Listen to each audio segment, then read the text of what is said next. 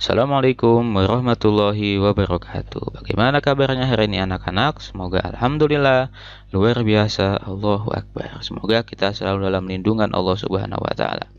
Dalam mata pelajaran pendidikan agama Islam dan budi pekerti, kita hari ini masuk dalam pertemuan keempat. Kita masih dalam pelajaran ketiga yang judulnya meyakini Allah Maha Esa dan Maha Pemberi. Kemarin kita sudah bahas Allah Maha Esa. Tuhan kita adalah Allah. Allah Maha Esa. Esa artinya tunggal atau satu. Tiada Tuhan selain Allah. La ilaha illallah. Artinya tiada Tuhan selain Allah. Kita tidak boleh menyembah kepada selain Allah. Karena kalau kita menyembah kepada selain Allah itu disebut dengan musyrik. Musyrik adalah salah satu dosa besar yang sulit untuk diampuni. Sekarang pada pertemuan kali ini kita akan membahas Allah Maha Pemberi. Allah sebagai Tuhan kita adalah Maha Pemberi. Ini sesuai dengan nama Allah dalam Asmaul Husna, yaitu Allah adalah Al-Wahhab, Maha Pemberi. Nama-nama Allah atau dalam istilah agamanya disebut Asmaul Husna itu berjumlah 99. Jadi Allah memiliki 99 nama. Asmaul Husna berarti nama-nama Allah yang baik dan indah. Maha Pemberinya Allah. Allah tadi dikatakan memiliki nama Al-Wahhab, artinya Maha Pemberi. Karena Allah selalu memberikan karunia kepada makhluk yang Ia kehendaki, tanpa memandang manusia, hewan, atau tumbuhan. Allah pasti memberikan karunia-Nya. Allah Subhanahu wa taala memberi tanpa pamrih atau tanpa mengharapkan imbalan. Allah Subhanahu wa taala memberi kepada semua makhluk tanpa diminta dan tanpa merasa bosan.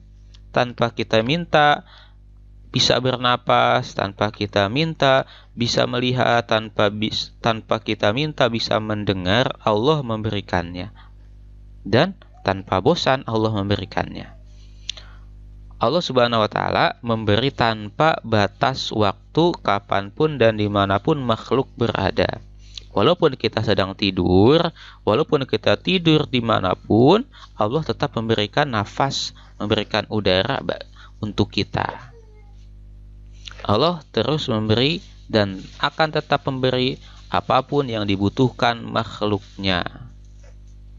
Allah selalu memberikan yang terbaik bagi semua makhluknya. Jadi Allah itu memberikan sesuatu yang dibutuhkan oleh makhluknya, bukan yang diinginkan oleh makhluknya. Seperti kok aku pengennya handphone yang mahal, kok cuma punya handphone yang jelek. Kata Allah, kamu saat ini butuhnya handphone yang jelek, bukan handphone yang bagus. Kata makhluk, misal manusia ada yang bilang, aku pengennya kan punya mobil, kok dikasihnya motor sama Allah. Kata Allah, kamu saat ini hanya membutuhkan motor. Dan yang terbaik untuk kamu saat ini adalah motor. Karena mungkin kamu belum bisa membawa mobil. Maka Allah memberikan dia motor, bukan mobil. Sikap kita gimana? Allah Maha Pemberi. Sikap kita bagaimana? Bukti atau cara kita meyakini pengakuan Allah Subhanahu wa taala itu Maha Pemberian. 1. Suka memberi sesuatu kepada orang lain. Allah Maha Pemberi. Kita selalu diberikan oleh Allah karunia-Nya. Maka kita pun harus suka memberikan sesuatu kepada orang lain. Kedua, memberikan sesuatu kepada orang lain itu harus dengan ikhlas. Allah memberikan kita telinga, memberikan kita bisa mendengar, melihat, bernafas, masih bisa berjalan. Itu dengan ikhlas tanpa pamrih. Kita pun kalau memberikan sesuatu kepada orang lain, baik berupa benda atau berupa bantuan, itu harus dengan ikhlas tanpa meminta balasan. Seperti kita membantu ibu kita mencuci piring, membantu ayah kita yang sedang mencuci motor, itu harus dengan ikhlas tanpa meminta balasan, tanpa meminta upah dari orang tua kita.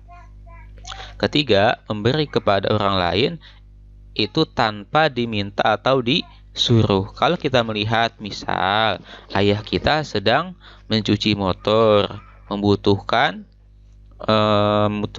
sabun, diambilkan sabun, maka tanpa disuruh sama ayah kita, ambilkan sabun. Misal ibu kita sedang memasak atau sedang mencuci piring, sepertinya cucian piringnya banyak, maka kita harus membantu ibu kita tanpa diminta atau disuruh oleh ibu kita. Karena Allah pun selalu memberi kita tanpa kita pinta, tanpa kita suruh. Yang keempat, berusaha memberikan sesuatu kepada orang lain sesuai dengan kemampuan. Kalau kita mampu memberikan uang, maka kita berikan uang. Kalau kita mampu memberikan, misal ada terjadi bencana, kita mampunya memberikan baju-baju yang masih layak pakai, maka berikan bajulah. Kalau kita hanya mampu dengan berdoa, maka doakan mereka yang membutuhkan doa kita. Nah, untuk pertemuan keempat ini tugasnya kalian amati gambar ini. Lalu tuliskanlah maksud perilaku gambar di atas. Gambar ini nih maksudnya ada anak kecil, ada nenek-nenek, ada orang tua, di belakangnya ada posko bencana. Ini maksudnya sedang apa? Kalian tuliskan. Kedua, tuliskan 2 manfaat perilaku dari gambar di atas. Ya. Untuk kali ini Bapak cukupkan. Bapak akhiri. Assalamualaikum warahmatullahi wabarakatuh.